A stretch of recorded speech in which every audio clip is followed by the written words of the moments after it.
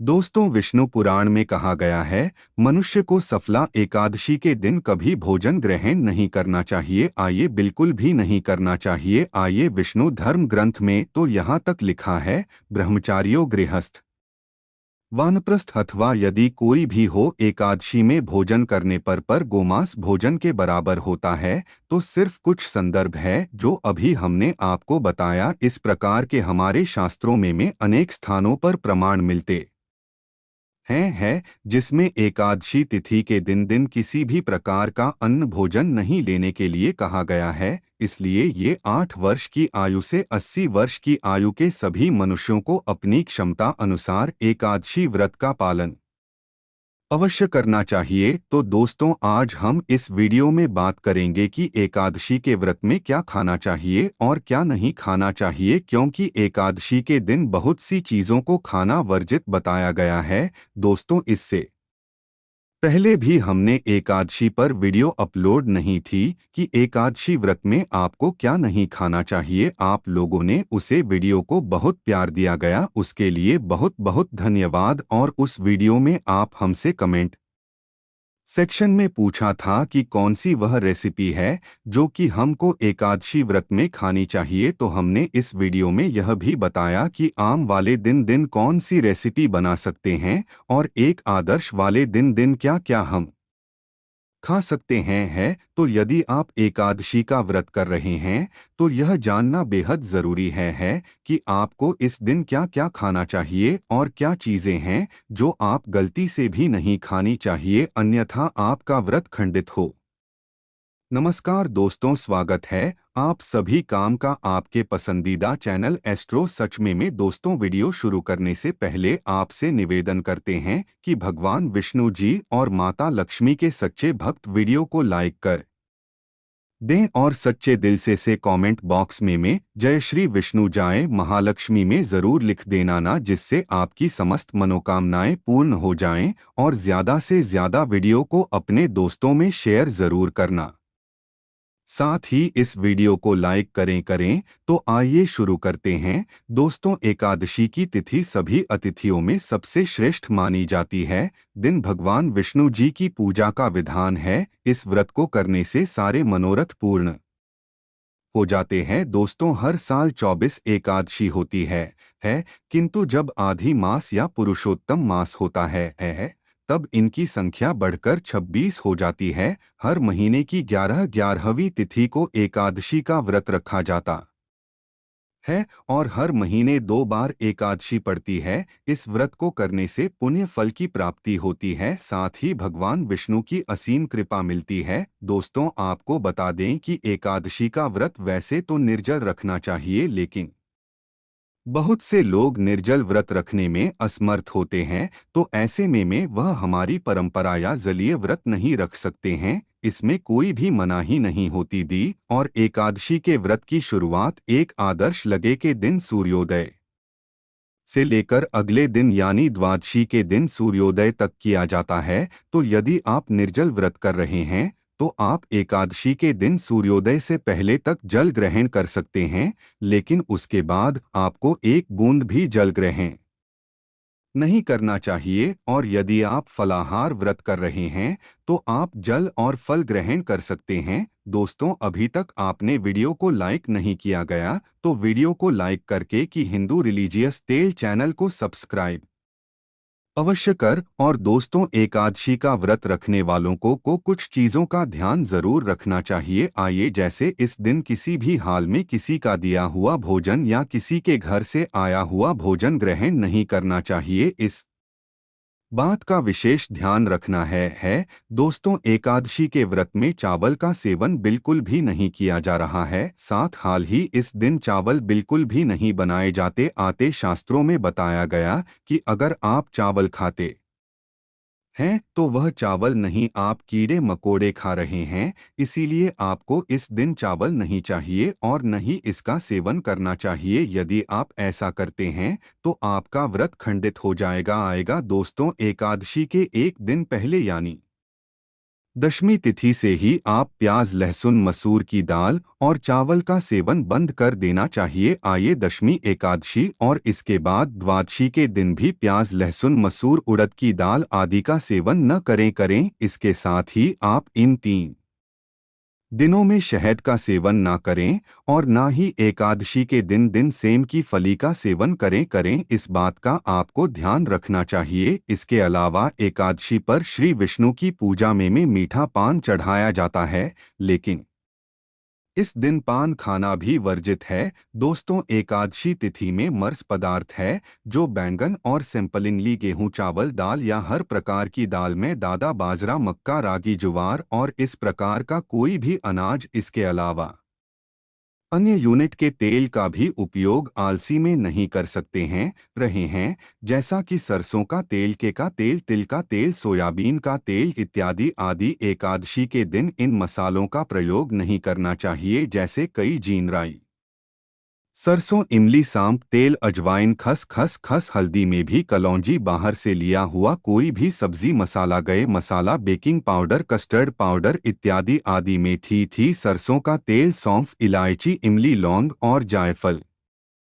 मसालों को भी वर्जित बताया गया है। इस दिन बाहर से बने हुए पदार्थ भी नहीं लेने चाहिए। आइए जैसे कि ब्रेड बिस्किट से रस जेली पोटिंग बापट बाद अचार और सोया से बने हुए पदार्थ, कस्टर्ड, चीज वाले नाश्ते से बेकरी आइटम, जिद भी आदि कुछ सब्जियां ऐसी भी है जिसका उपयोग हम एकादशी के दिन प्रयोग नहीं करते हुए हैं, और वो है गोभी, पत्ता गोभी भी फल या वाली प्रत्येक सब्जियां, पालक मटर चलेगा ने, करेला, किला, ब्रोकली, तोड़ी, भिंडी, बैंगन, पट्टेदार हर कोई भी साग इत्यादि एकादशी के दिन लहसुन और प्याज आज तो बिल्कुल वर्जित है। दोस्तों, एकादशी के दिन मूली गाजर शलजम पालक आदि महिला घायल हाय। इस व्रत में कोल्ड ड्रिंक्स, ताला भोजन, आइसक्रीम, डिब्बा बंद खाना, पैक फलों का जूस यह भी नहीं खानी चाहिए, अन्यथा आपका व्रत खंडित हो सकता है। वैसे तो निराहार रहकर ही एकादशी का व्रत करना चाहिए। अगर आप समर्थ नहीं हैं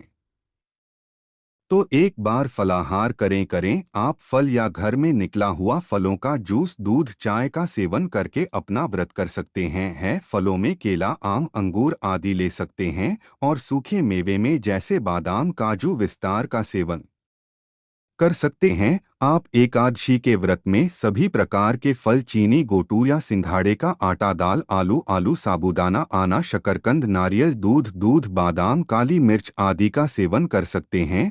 और यदि आप नमक के बिना व्रत करने में समर्थ नहीं हैं तो ध्यान रखें कि आपसे सेंधा नमक का ही इस्तेमाल करें। आप व्रत वाला नमक यानी सेंधा नमक, हाय न कि सफ़ेद नमक। इस बात का आपको ध्यान रखना है। चलिए हम आपको बताते हैं कि एक आदर्श में क्या चीजें खा सकते हैं। वे को चांटा ले सकते हैं, जैसे कि राजगीर, एक आता सिंघाड़े का आटा ले सकते हैं। सब्जियां दिया जैसे कि आलू शकरकंद, दिल्ली टमाटर, अदरक हरी मिर्च, नींबू को नारियल लिया, खीरा, गाजर, कद्दू, बैठा था, कच्चा पपीता, कटहल इत्यादि ले रहे हैं। मसालों में आप सेंधा नमक, काली मिर्च, लाल मिर्च, जीरा, दालचीनी, इलायची, मूंगफली वाली इत्यादि का प्रयोग कर सकते हैं। इस दिन आप हर प्रकार के सूखे मेवे भी ले सकते हैं, जैसे कि बादाम, काजू, किशमिश, पिस्ता, अखरोट, खजूर, मखाना, मिश्री इत्यादि। इसके उपरांत हर प्रकार के फल भी एकादशी उपवास में लिए जा सकते हैं।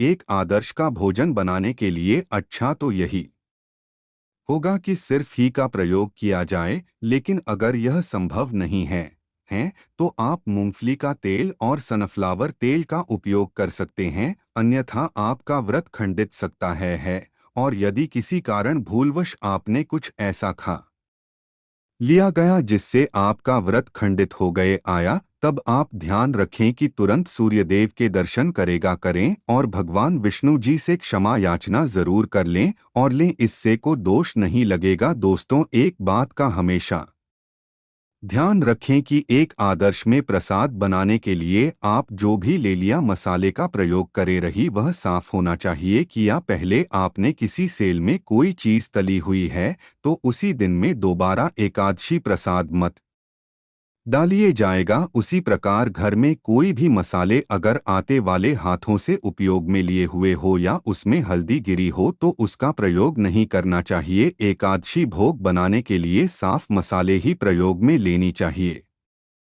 आइए दोस्तों, आप इस दिन अपना खाना या तो भी या घर में निकला हुआ मक्खन मूंगफली बादाम के तेल में ही बनाया जाए, अन्य किसी तेल का इस्तेमाल न करें। एक आदर्श ईमेल दूध और दूध से बनी हुई सभी चीजें ले सकते हैं, जैसे कि दूध दही छाछ मक्खन पनीर जीत से ठंड लस्सी इत्यादि दी, और दूध से बनी हुई मिठाई भी आप ले सकते हैं नींबू पानी भी बना सकते हैं मीठे में आप सूनी गोद और मिश्री और शक्कर का इस्तेमाल कर सकते हैं।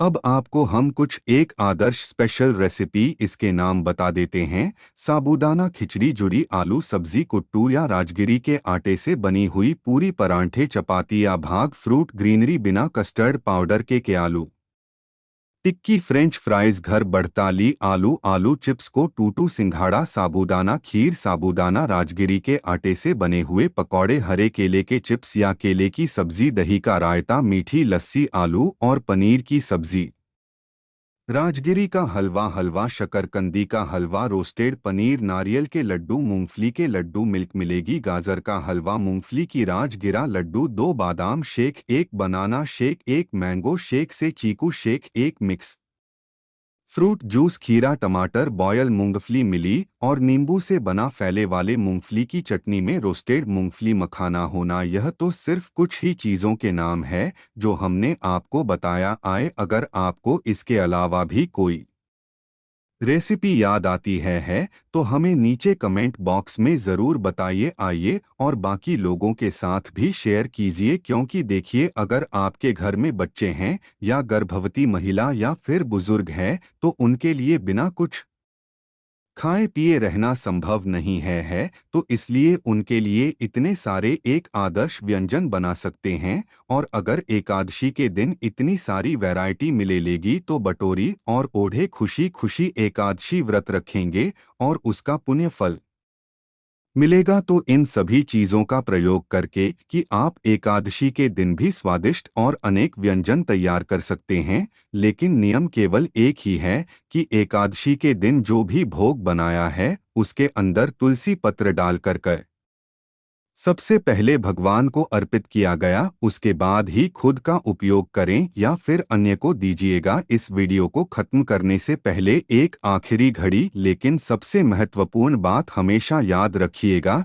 कि सब चीजें जो हम कर रहे हैं वह सिर्फ और सिर्फ इसलिए ताकि एकादशी के दिन हम अपने शारीरिक जरूरतों को पूरा करके स्वस्थ रहकर अधिक से अधिक समय अपने मन और इंद्रियों को नियंत्रण में रहा कर हम भगवान श्री कृष्ण का अधिक से अधिक नाम जांच कर सकेगा कि उनके लिए रूप गुण लीलाओं का स्मरण कर सके और अपनी चेतना को भगवान के ऊपर स्थिर कर सकेगा कि यह बात हमेशा याद रखें। तो चलिए इस एकादशी पर आप इनमें से कौन सी रेसिपी ट्राई करेंगे हमें कमेंट करके ज़रूर बताइए जाएगा।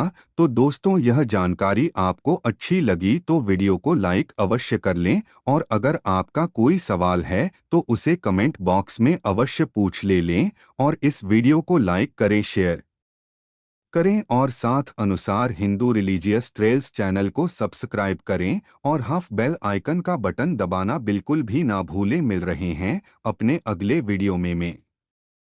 तब तक के लिए नमस्कार।